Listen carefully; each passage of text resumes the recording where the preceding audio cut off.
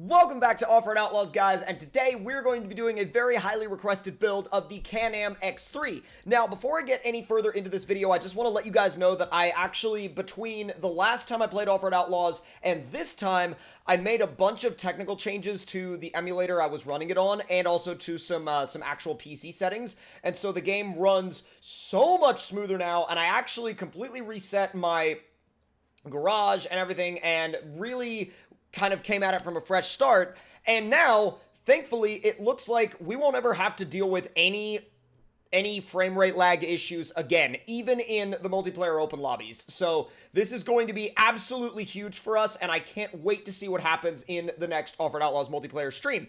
Anyways, we have our newly built Cat Eye. We also have our newly put together custom trailer, which we will obviously do a little bit more kind of tuning and tweaking on these things a little bit later on. But for now, we're going to go and actually pick up a Can-Am X3, and I cannot wait to build this thing up. So let's go ahead and pick it up, and of course, y'all already know I gotta color coordinate it with the truck and trailer. I gotta do it. It's gotta be a thing. So straight to the upgrade section. It's getting fully built on power. It's getting fully built on grip. It's getting like full weight reduction. We're getting a full durability build, and we're also getting an e-brake. Can we put tracks on it? No, you can't. That's kind of sad, but oh well. We'll do a turbo build on this one, full stage 4 turbo, because I know people do turbo these things in real life. Not only do they turbo them, I believe you can get them from the factory with a turbo if you want.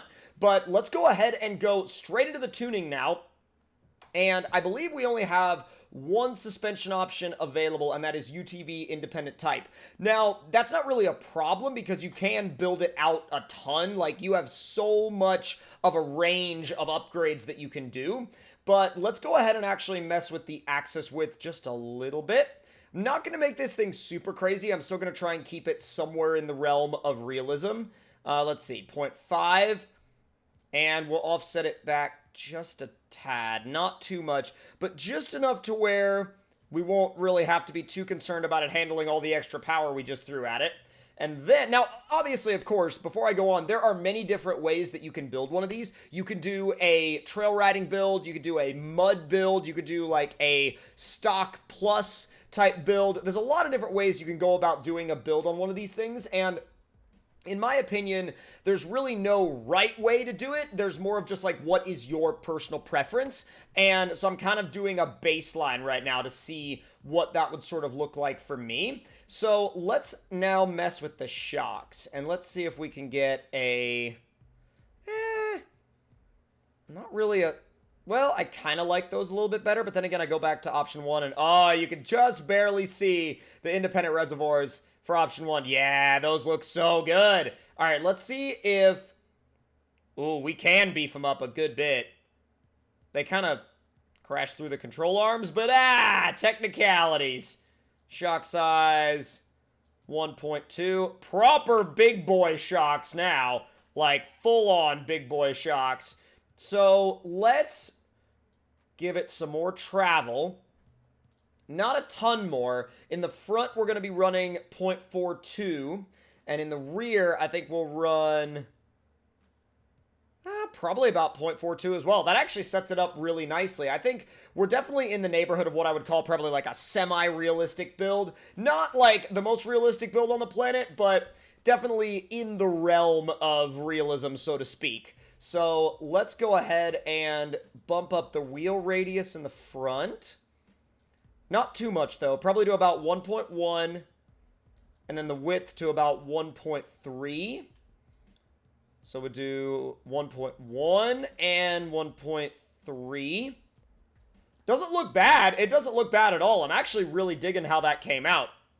So now, let's go ahead and actually go to the dyno. We'll throw a perfect setup on it, and we'll run the dyno. And there's that rev limiter. So 253 horsepower and 190 foot-pounds of torque max. That's not bad, actually. That's not bad at all. So now let's go back, and I don't know if I want to mess with the gearing just yet, but I'm kind of going back and forth on it. And also, still, glitch with this update. Yeah, the glitch with this update is that once you run the dyno, once you run the dyno, the vehicle will stay idling until you, like, equip a trailer or go into a game and then back out again. It's very, very weird. I don't know why it does it, but it seems to just be a thing, unfortunately, right now anyway. So let's go ahead and handle the paint now. Now, you have a primary and secondary color on this thing. I'm going to actually buy a glossy paint for the primary color, and I think we're going to make... Oh, God. Oof. Didn't mean to do that. Well, gloss, I guess, applies to both primary and secondary, which is nice. So I'll probably... Well, no. I'm going to go red for the body to match the truck and the trailer. And then the secondary is going to be a gloss black. And then from there, we will have a little spot to throw one of our decals. So this is going to be a little tricky depending on how small we have to make it. Let's see. Oh, I didn't mean to do that. Didn't mean to switch that to a spider web. Oof. Spooder web. All right, let's go ahead and move that just a little and size it down just a little. Not terrible. I know it's kind of like right in sort of like where the door splits, but I don't know. I don't feel like that's a bad thing necessarily, but I'm going back and forth on it. So now we're going to go back and we're going to go to custom text. And as you can see right here, look, no more keyboard lag. And if you've been following me for a long time in terms of Offroad Outlaws, you know how bad that keyboard lag can get. Like, oh my God. Like, on an emulated system, oh my God, it could get so bad. But thankfully, like I said, we've got that fully fixed now, and I'm super excited to see what it looks like in terms of, like, multiplayer once we do it on another stream. I'm so freaking excited. All right, so we got our logo just chilling out right there. I think that's probably the only little TC logo I'm going to put on it for now, but it's got the color scheme, it's got what we need, and now we're going to go ahead and wait a minute. Not so fast there, bud. Hang on. Could do a mud setup. We could do... Ooh, that's different. Yeah, not a lot of these are, like, super great for rocks. But, I don't know. I mean, that's decent for rocks. That's going to be your sand tire. I kind of want to go with something that's decent in sand, but that also has, like, at least a little bit of... I mean, I kind of like the mud setup. I'm not going to lie. I kind of dig the mud setup. I dig this, too.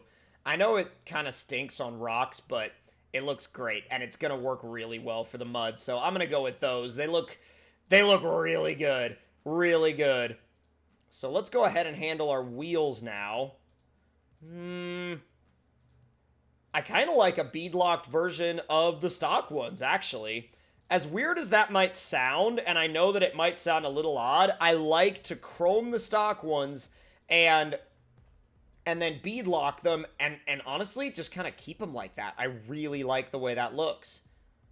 And then match it with the metallic red bead locks. Boom, boom, and done. And honestly, I'm really digging that look. Like, I'm really, really digging the way that looks. Now, let's see.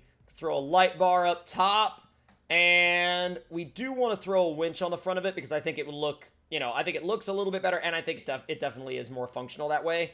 I don't really care for the wing option. I am going to put a repair pack in it, though, and a set of snorkels, and that's just about it. That's about all we could do. So it definitely ended up being a little bit more of a mud-style setup, but that's okay. I'm not really worried about that.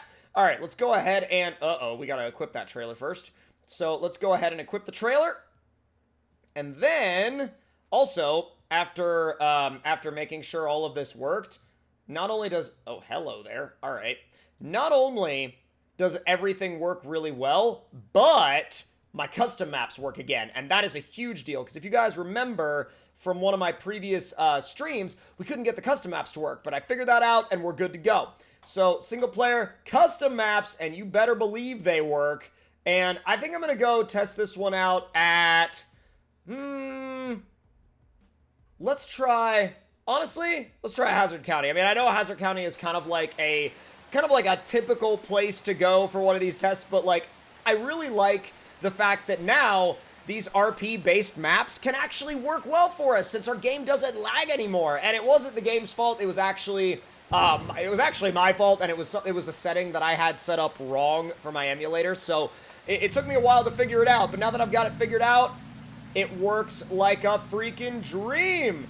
It actually really does work like a dream. Might as well turn the... Well, and we don't really need four-wheel drive, I suppose. I don't suppose. Oh my god, it's so good. Oh my god, dude, this is amazing.